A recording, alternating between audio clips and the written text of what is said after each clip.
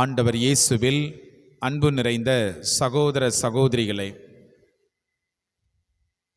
அன்னையாம் தாய் திருச்சபை இன்றைய நாளிலே டிசம்பர் 8ஆம் தேதி என்று சொல்கின்ற பொழுது அமலோற்பவ திருநாளை கொண்டாடி கொண்டிருக்க வேண்டும்.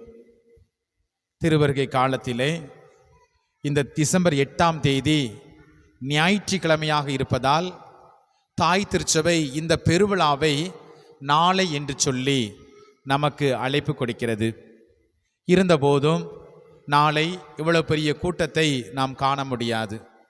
அன்னை மரியாளை பற்றியும் அன்னை மரியாளுடைய உண்மையை பற்றியும் ஒவ்வொருவரும் அறிந்து கொள்ள வேண்டும். நம்முடைய அன்பு தாய் அன்னை மரியாள் மீட்பரின் தாய் என்பதை நாம் விசுவசிக்கின்றோம். அதற்கு ஏற்றாற்போல் நாம் ஒவ்வொருவருமே இந்த நாளிலே அன்னை மரியாவை போற்றவும் அவள் வழியாக நமது வாழ்வை தூய்மைப்படுத்தி கொள்ளவும் சிறப்பாக இந்த நாளிலே அழைக்கப்படுகின்றோம். அன்புக்குரியவர்களே, அன்னை மரியாள் இறைவனின் தாய் என்று சொல்லி அழைக்கப்படுகின்றாள். ஜனவரி மாதம் 1 தேதி நாம் கொண்டாடக்கூடிய திருவிழா அதுதான். அன்னை மரியாள் இறைவனின் தாய். கிபி 431ஆம் ஆண்டு எபேசு சங்கத்திலே தீர்க்கமாக முடிவு செய்யப்பட்டது. அன்னை மரியாள் இறைவனின் தாய். இதற்கு வேறு பேச்சு கிடையாது, இதற்கு வேறு மறுப்பு கிடையாது. முழுமையாக ஏற்றுக்கொள்ளப்பட்ட மறை உண்மையாகத்தான் இதை தாய் திருச்சபை பிரகடனப்படுத்தியது. இப்படி இறைவனின் தாயாக இருக்கக்கூடிய அன்னை மரியா எப்படி பாவம் செய்திருக்க முடியும்? நாம் ஒருவேளை லாஜிக்காக சிந்தித்து பார்த்தோம் என்றால், கடவுள் தூய்மையுள்ளவர், கடவுளின் மகன் இயேசு தூய்மையானவர். இப்படி தூய்மையானவர் இந்த உலகத்திலே பிறக்க வேண்டும் என்றால் பாவம் இல்லாதவரிடமிருந்து தான் பிறக்க வேண்டும். அதுதான் கடவுள் அன்னை மரியாளை முன்குறித்து வைத்தார். பாவம் இல்லாமல் அமளியாக உற்பவித்தாள் என்று சொல்லப்படுகிறது. பிரியமான சகோதர சகோதரிகளே, கடவுளுடைய குழந்தையை அவள் பெற்றெடுக்கிறார் என்றால் பாவக்கரை எப்படி அவளிடத்தில் இருக்கும் என்பதுதான் நம்முடைய கேள்வியாக அமைய முடியும். இரண்டாவதாக பார்க்கின்ற பொழுது, இறைவனுடைய மீட்பு திட்டத்திலே அன்னை மரியாள் நெருக்கமாக பங்கெடுத்தால், முக்கியமான பங்கை அவள் எடுத்துக்கொண்டாள் என்று பார்க்கின்றோம். இப்படி இறைவனுடைய திட்டத்திற்காக தன்னை முழுவதுமாக கையளித்த அர்ப்பணித்த அன்னை மரியாளிடத்தில் பாவம் எப்படி இருக்க முடியும்? கேள்வி. அன்னை மரியாள் அமல உற்பவியாக பிறந்தாள். ஆனால் பல நேரத்திலே இந்த அன்னை மரியாளை குறித்து பல நேரத்திலே நாம் விவாதத்துக்கு எடுத்துக்கொள்கிறோம். விவாதத்துக்கு எடுத்துக்கொள்ளப்படக்கூடிய மனிதரும் அல்ல, விவாதத்துக்கு எடுத்துக்கொள்ளக்கூடிய பொருளும் அன்னை மரியாள் அல்ல. மாறாக அன்னை மரியாள் இந்த உலகத்திற்கு மீட்பரை பெற்றுக் கொடுத்தாள். அவள்தான் இந்த உலகத்திற்கு கிறிஸ்துவை அறிமுகப்படுத்தினாள். குழந்தையாக இருந்தபோதும் சரி, கானா ஒரு திருமணத்திலே இருந்தபோதும் சரி, குழந்தையாக கபிரியேல் தூதர் அன்னை மரியாள் வருகின்ற பொழுது, இதோ ஆண்டவருடைய அடிமை, உமது வார்த்தையின்படி எனக்காகட்டும் என்று சொல்லி தனது வாழ்வை இறைவனுடைய திட்டத்திற்காக கொடுத்தவள். பாவம் எப்படி அவளை சூழ்ந்திருக்க முடியும்? அதே போல யோவான் நற்செய்தி 2வது அதிகாரத்திலே பொது வாழ்விலும் அன்னை மரியாள் ஆண்டவர் இயேசு கிறிஸ்துவை முன்னிறுத்துகின்றாள். மகனே, ரசம் தீர்ந்து விட்டது. ஆண்டவர் சொல்றாரு, ஏமா உனக்கு தெரியாதா? எனது நேரம் இன்னும் வரவில்லை. தெரியத்தான் செய்யும், ஆனாலும் இந்த குடும்பம் இப்போது அங்கலாய்த்து கொண்டிருக்கின்றது, இந்த குடும்பம் வேதனையில் இருக்கின்றது, இந்த குடும்பம் துன்பத்தில் இருக்கின்றது. மகனை, ரசம் தீர்ந்து விட்டது. தாயினுடைய பரிந்துரையை ஏற்றுக்கொண்ட இயேசு அந்த குடும்பத்தில் நிறைவான ஆசீர்வாதத்தை கொடுக்கின்றார். சாதாரண தண்ணீர், தொழிலாளர்கள் உழைப்பாளிகள் கொண்டு வந்த அந்த சாதாரண தண்ணீர் அன்னை மரியாளுடைய பரிந்துரையால் சுவை மிகுந்த திராட்சரசமாக மாறுகின்றது. புதுமைகளை செய்ய வைக்கிறார். எப்படி அன்னை மரியாளிடத்தில் பாவம் இருக்க முடியும்? சிந்தித்து பார்க்க வேண்டும். பல நேரத்திலே நாம் விளையாட்டுத்தனமாக கூட பல நேரத்தில் நாம் சொல்லிக் கொண்டிருக்கின்றோம். அன்னை மரியாளை நாம் ஆராதிக்கவில்லை, அன்னை மரியாளை போற்றுகிறோம். புனிதர்களுக்கெல்லாம் புனிதையாக இருக்கக்கூடிய அன்பு தாய். நான் தான் அடிக்கடி சொல்லுவேன். என்ன சொல்லுவேன் அப்படின்னா, நீங்க அன்னை மரியாளை உங்களுக்கு பிடிக்கல அப்படின்னா லூக்கா நற்செய்தியில 3 சாப்டர் என்ன செஞ்சணும், கிழிச்சு தூர போட்டுறணும். அதே போல தொடக்க நூல்ல 3 தூக்கி என்ன செஞ்சணும், கிழிச்சு தூர போட்டுறணும். திருவெளிப்பாடு புத்தகத்துல கடைசி இதை என்ன செஞ்சணும், போட்டுறணும். அப்ப அதுக்கு பேர் பைபிளா? அது பைபிள் ஆக முடியுமா? பைபிள் ஆக முடியாது. ஏன்? ஏன்னா அதுல இறை திட்டமே இல்லை. இறை திட்டம் முழுவதுமாக இல்லை. பிரியமான சகோதர சகோதரிகளே, நாம் ஒவ்வொருவருமே அதை நினைத்து பார்க்க வேண்டும். எனவேதான் 1854ஆம் ஆண்டு திருத்தந்தை 9ஆம் பத்திநாதர் அன்னை மரியாள் அமல உற்பவி என்று அறிவித்தார்கள். அமல உற்பவி. எதுவும் பேசக்கூடாது. ஒருவேளை உங்களுக்கு இப்படி சொன்னா புரியும் நினைக்கிறேன். என்ன அப்படின்னா, ரோட்ல போகும்போது இப்படிதான் போனோம், இப்படிதான் வரணும்னு சொல்லி என்னது இருக்கு, ஒரு ரூல் இருக்கு. எப்படினாலும் போவேன், எப்படினாலும் வருவேன் அப்படின்னா என்ன செஞ்சிடும், விபத்துக்குள்ளாயிரும். இப்படிதான் போகணும், போகும்போது இப்படி போகணும், வரும்போது இப்படி வரணும். அதுதான் உண்மை. ஏன் இப்படி போகணும் அப்படின்னு யாரும் கேட்கக்கூடாது. கேட்டால் என்ன சொல்லுவாங்க, இது ரூல் அப்படிம்பாங்க. இது என்னது, ரூல் அப்படிம்பாங்க. அதுதான் உண்மை. அதே போலத்தான் நம் அன்பு தாய் அன்னை மரியாள் அமல உற்பவி, பாவமே இல்லாமல் பிறந்தாள். எதற்காக? நாம் மீட்கப்பெற வேண்டும் என்பதற்காக கடவுள் முன்குறித்து வைத்தவள் என்று சொல்லப்படுகிறது. அதனால்தான் திருத்தந்தை 1854ஆம் ஆண்டு 9ஆம் பத்திநாதர் அன்னை மரியாளை அமல உற்பவி என்று சொல்லி பிரகடனப்படுத்தினார். அதைத்தான் பெருவிழாவாக நாம் கொண்டாடி கொண்டிருக்கின்றோம். இந்த நிகழ்வுக்கு பின்னர் 4 ஆண்டுகளுக்கு பின்னர் 1858ஆம் ஆண்டு பிரான்ஸ் தேசத்திலே லூர்து நகரிலே மசப்பியல் குகையிலே பெர்னதத் என்ற சிறுமிக்கு அன்னை மரியாள் காட்சி கொடுக்கின்றார். அப்ப அந்த சிறுமி கேட்கிறா, என்ன கேட்கிறா அப்படின்னா, நான் போய் சொன்னேன் பங்குசாமியார்ட்ட, பங்குசாமியார் என்ன செய்யல, நம்பதுக்கு தயாரா இல்லை, உன் பேரு தான் என்ன, ஒவ்வொரு தடவையும் அந்த காட்சி கொடுத்துட்டு போறிய, உன் பேரு என்ன? அன்னை மரியாள் சொன்னார்கள், நாமே அமல உற்பவம், இம்மாக்குலேட் கன்செப்ஷன். நாமே அமல உற்பவம். அந்த பிள்ளைக்கு என்ன தெரியும்? ஆடு வைக்கிற பிள்ளைக்கு என்ன தெரியும்? ஒன்றும் தெரியாது. அவள் சென்று பங்கு தந்தையிடம் சொல்கின்ற பொழுது பங்கு தந்தை அதை உணர்ந்திருந்தார். பங்கு தந்தை இதை உணர்ந்திருந்தார். இது இறைவனுடைய வெளிப்பாடு, இது இறைவனுடைய திட்டம். அன்புக்குரிய சகோதர சகோதரிகளே, நாமே அமல உற்பவம் என்று அன்னை மரியாள் தன்னை முழுவதுமாக வெளிப்படுத்தி இருக்கின்றாள். எனவேதான் தாய் திருச்சபை மிக தெளிவுபடுத்துகிறது, கன்னி மரியாள் அவரது தாயின் கருவில் உருவானது முதல் இறைவனின் தனிப்பட்ட வரங்களினாலும் கொடைகளினாலும் ஆண்டவர் இயேசு கிறிஸ்து மனுகுலத்திற்கு கொண்டு வந்த மீட்பினாலும் அன்னை மரியாளை பாவத்திலிருந்து மாசுகளின்றி அவர் காப்பாற்றினார் என்று சொல்லப்படுகிறது. திருச்சபை மிக தெளிவாக போதிக்கின்றது. ஆனால் 16ஆம் நூற்றாண்டிலே வந்த திருச்சபையினுடைய சீர்திருத்தவாதிகள் என்று சொல்லக்கூடிய மார்ட்டின் லூத்தராக இருக்கலாம் அல்லது கேல்வினாக இருக்கலாம், அவர்கள் ஒரு கேள்வியை முன்வைக்கிறார்கள். எப்படி அன்னை மரியாள் அமல உற்பவியாக இருக்க முடியும்? காரணம், அமல உற்பவி என்று சொல்கின்ற போது பாவம் இல்லாத நிலையே. அப்படி என்றால் இயேசுவினுடைய மீட்பு முழுமை பெற முடியுமா? அல்லது அன்னை மரியாளுக்கு மீட்பு தேவையில்லையா என்ற ஒரு விவாதத்தை முன்வைக்கிறார்கள். திருச்சபை அதற்கும் பதில் கொடுக்கின்றது. பிரியமான சகோதர சகோதரிகளே, ஆண்டவருடைய மீட்புக்கு அப்பாற்பட்டவர் அன்னை மரியாள் அல்ல. அதை தெளிவுபடுத்திக்கணும். அன்னை மரியாவுக்கும் மீட்பு தேவைப்பட்டது. மாறாக அன்னை மரியாள் மீட்பை பெற்றால் எப்போது என்றால் லூமன் ஜென்சியம், அதாவது நம்முடைய தாய் திருச்சபையினுடைய கோட்பாடு லூமன் ஜென்சியம் 57 மிக தெளிவாக குறிப்பிடுகின்றது. அன்னை மரியாள் பாவக்கரை இல்லாமல் அவருடைய தாயின் கருவில் உருவாகும் போதே இறைவனால் மீட்கப்பட்டார். இறைவனால் மீட்கப்பட்டார். மீட்பு அன்னை மரியாளுக்கும் கொடுக்கப்பட்டது. எப்போது? தாயின் கருவில் உருவாகும் முன்பே. நமக்கெல்லாம் இப்பதான் மீட்பு கொடுக்கப்படுகிறது. நாம் பாவம் செய்தோம், அதனால் மீட்கப்பட்டோம். ஆனால் நாம் பாவத்தில் இருந்ததால் தந்தையாம் கடவுள் அன்னை மரியாளை முன்குறித்து வைத்தார் என்று சொல்லப்படுகிறது. அதே போல சாக்ரோசாந்தம் கொன்சிலியம் என்ற சங்க ஏடு மிக தெளிவாக குறிப்பிடுகின்றது. 103வது வரிகளிலே மிக சிறப்பாக சொல்கிறது, அன்னை மரியா மீட்கப்பட்டோரில் முதல் கனி என்று சொல்லப்படுகிறது. முதல் கனி.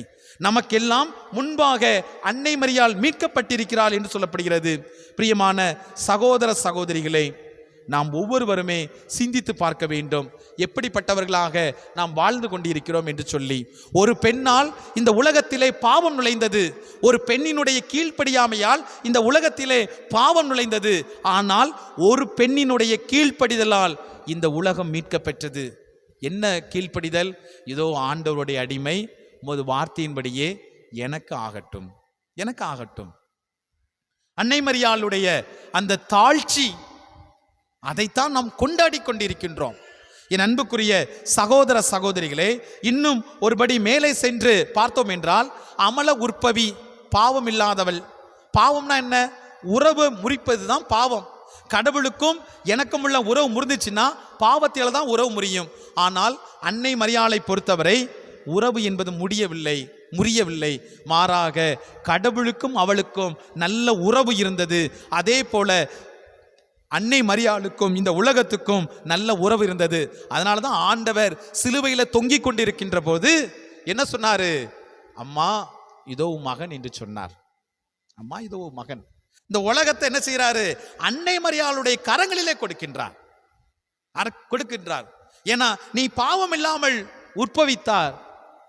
இதோ இந்த உலகத்தை, இந்த பாவமான இந்த உலகத்தை உன் கரங்களிலே ஒப்புக் கொடுக்கிறேன் என்று சொல்லித்தான் ஆண்டவர் இயேசு கிறிஸ்து உயிர் துறந்தார்.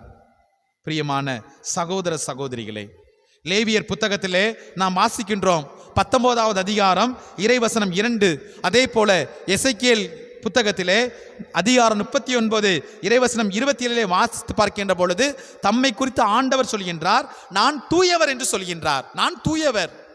அப்போ தூய்மையான கடவுள், தூய்மையான தன் மகன் கிறிஸ்துவை இந்த உலகத்தில் பிறக்க வைக்க வேண்டும் என்றால் தூய்மையான பெண் தான் தேவைப்பட்டாள்.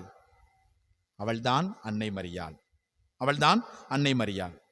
காலம் கனிந்த போது தன்னுடைய மகனை ஒரு பெண்ணிடம் பிறந்தவராகத்தான் கடவுள் அனுப்பினார். கடவுள் நினைச்சிருந்தா என்ன செஞ்சிருக்கலாம்?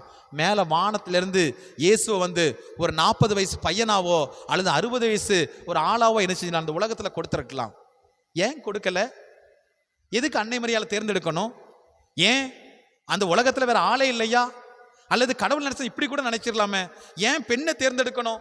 யூத சமூகத்துல பெண்களுக்கு மதிப்பே கிடையாது. அப்படி மதிப்பில்லாத அந்த பெண்களை எதுக்கு தேர்ந்தெடுக்கணும்? ஒரு ஆம்பளைட்ட இருந்து ஒரு இயேசுவை உருவாக்கி இருக்கலாம்ல, இல்லையா? கடவுளால் முடியாது எதுவுமே கிடையாது. கடவுளால் எல்லாம் கூடும். ஒரு பெண் தான் ஒரு குழந்தையை பெற்றெடுக்க வேண்டுமா? ஏன் ஒரு ஆண் குழந்தையை பெற்றெடுக்க கூடாது? கடவுளால் எல்லாம் கூடும் என்று சொன்னால் அதுவும் கூடத்தானே செய்ய முடியும். ஆனால் ஏன் கடவுள் அன்னை மரியாளை தேர்ந்தெடுத்தார்? அவருடைய பார்வையில் அன்னை மரியாள் விலையேற பெற்றார். அது புரிஞ்சுக்கிடணும். இன்னைக்கு அன்னை மரியாளை விட்டு நாம் விலகி சென்று கொண்டே இருக்கின்றோம். யாரோ தப்பறை கொள்கைகளான தவறான ஒரு போதனைகளாக நாமும் பாதிக்கப்பட்டு கொண்டிருக்கின்றோம். பிரியமானவர்களே, ஒன்றை ஒன்று மட்டும் உண்மை, நீங்கள் அன்னை மரியாளை ஏற்றுக்கொள்ளவில்லை என்றால் நீங்கள் கிறிஸ்துவை ஏற்றுக்கொள்ளவில்லை, கிறிஸ்துவை ஏற்றுக்கொள்ளவில்லை என்றால் கடவுளை ஏற்றுக்கொள்ளவில்லை. இதுதான் உண்மை. ஏன்னா கபிரியேல் தூதர் தான் என்ன சொன்னாரு? அருள் நிறைந்த மரியே வாழ்க என்று சொன்னார். யாருக்கு சொல்லப்பட்டிருக்கு விவிலியத்துல? யாருக்காவது அப்படிப்பட்ட வார்த்தை சொல்லப்பட்டிருக்கா? கிதியோனுக்கு வானதூதர் வந்தார். வந்து என்ன சொன்னார்? வலிமை வாய்ந்த வீரனே, ஆண்டவர் உன்னோடு இருக்கிறார் தான் சொன்னாரு. அருள் நிறைந்தவன் சொல்லல. அருள் நிறைந்தவன் என்ன? பாவம் இல்லாதவள் என்று யார் சொன்னது? கபிரியேல் தூதர் சொன்னது.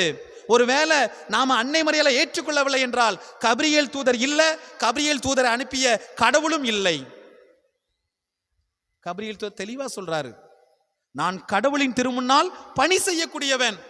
இந்த வார்த்தையை அறிவிப்பதற்காக தான் நான் செஞ்சேன், அனுப்பப்பட்டேன். நீ பேசுற ஒவ்வொரு இதுக்கும் பதில் சொல்றதுக்கு என்ன இல்லை, எனக்கு ரைட்ஸ் கிடையாது. நீ கடவுளுடைய வார்த்தையை நம்பாதால் அது நடைபெறும் அளவுக்கு நீ என்ன செய்வ? ஊமையாத்தான் இருப்ப என்று சொல்லிவிட்டு சென்றார். யார்கிட்ட? செக்கரியாட்ட. என் அன்புக்குரியவர்களே, சிந்தித்து பார்க்க வேண்டும். அன்னை மரியாள் இறை திருச்சபையில் முழுவதுமாக கொடுக்கப்பட்டவள். அதே போல எலிசபெத் அம்மாள் எப்படிப்பட்ட சூழலிலே ஆண்டவருடைய தாயை போற்றினால், இதோ என் ஆண்டவரின் தாய் என்ற வர நான் யார்? கேள்வி கேட்டது. தூயாவியால் உந்தப்பட்டு எலிசபெத் அம்மாள் சொன்ன வார்த்தை அது பொய்யா? அது பொய்னா என்ன செஞ்சிடலாம்? பைபிளை எரிச்சிடலாம். அப்படின்னா இறைவார்த்தை ஃபுல்லா பொய்யா போயிடும். என் அன்புக்குரியவர்களே, தாய் திருச்சபை எப்போதுமே கற்பனையிலோ அல்லது அங்கு சொன்னதை இங்கு சொன்னதை வைத்து போதிக்காது ஒருபோதும். மாறாக விவிலியத்தினுடைய அடிப்படையில், பாரம்பரியத்தினுடைய அடிப்படையில், விவிலிய அறிஞர்களுடைய அடிப்படையில் வைத்துதான் எப்போதுமே ஒரு மறையுண்மையை சுட்டி காட்டும். அன்னை மரியாள் அமல உற்பவியாக பிறந்தாள், அதுதான் உண்மை. பிரியமானவர்களே, இன்று நாம் கற்றுக்கொள்ள வேண்டிய காரியம் என்ன? அந்த அன்னையைப் போல நாமும் தூய்மையை போற்ற முடியுமா? அந்த அன்னையைப் போல நாமும் தூய்மையாக வாழ முடியுமா? அதுதான் இன்றைய நாளில் நமக்கு சொல்லப்பட்ட ஒரு கருத்தாக இருக்கின்றது. நீ பாவம் செய்திருக்கின்றோம், நாம் பாவிகள் தான். அந்த பாவத்திலிருந்து கழுவுவதற்காக ஆண்டவர் கொடுத்த ஒரு அற்புதமான ஒரு நாள். எனவே தான் இந்த நாளிலே இறை அருளின் நேரமாக 12 மணி முதல் 1 மணி வரை எல்லா ஆலயத்திலும் வழிபாடு நடத்தப்படும். அதே போல சங்கீதம் 51 எல்லோரும் எடுத்து வாசித்து கொண்டிருப்பார்கள். என்ன பாவம் நம்மகிட்ட போனோம், தாவீது மன்னனை போல செய்த பாவத்துக்காக மன்னிப்பு பெறணும். பூசையில் அடிக்கிறோம் இல்லையா, என் பாவமே என் பாவமே என் பெரும் பாவமே, ஆண்டவரே இரக்கமாயிரம், கிறிஸ்துவே இரக்கமாயிரம் சொல்றோமே. ஆண்டவரே நீர் என் உள்ளத்தில் வர நான் தகுதியற்றவன், ஆனால் ஒரு வார்த்தை சொல்லும் எனது ஆன்மா குணம். என்ன அர்த்தம்? நான் மீண்டும் மீண்டும் புனிதத்தை பெற வேண்டும் என்று அர்த்தம். ஆனா இன்னைக்கு என்ன செய்யறோம்? பாவம் இல்லாத ஒரு உணர்வு, பாவமே இல்லை. ஏன் இது செஞ்சா பாவமா, இது சொன்னா பாவமா? பல நேரத்தில் உணர்வு இல்லாமல் இருக்கின்றோம்.